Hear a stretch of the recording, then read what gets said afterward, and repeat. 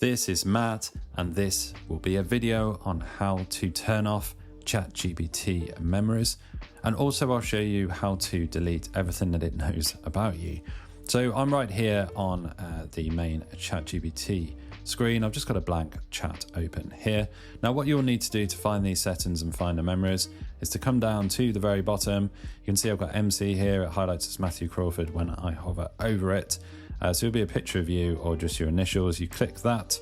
Now you want to select settings right here. And from settings, we've got this menu. You want to come down to personalization. So it's near the top, it's 3 down for me. So from personalization, scroll down to the bottom and you will see this memory section right here.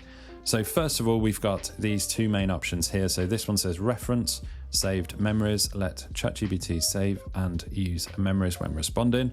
So for this one, we'd want to turn it off like that.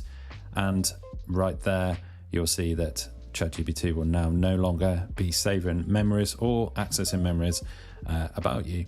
So that one has been turned off. There's no save or anything that will instantly take place, that change. And then to actually delete the memories, we hit manage. And just like that, you see all of the saved memories that it has randomly saved or that you have instructed it to save. So this is the saved memories section. We will then hit these 3 dots right here. And right at the bottom, I'm not going to do it here as I want to keep these, but if you wanted to delete all the memories, you will literally just select delete all memories, and just like that, your ChatGPT will not know anything about you. So it's as simple as that.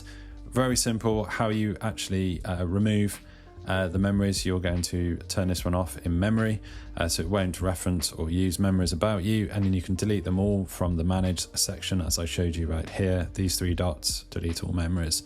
So hopefully you found this video on deleting ChatGPT memories, clear everything in OpenAI's ChatGPT.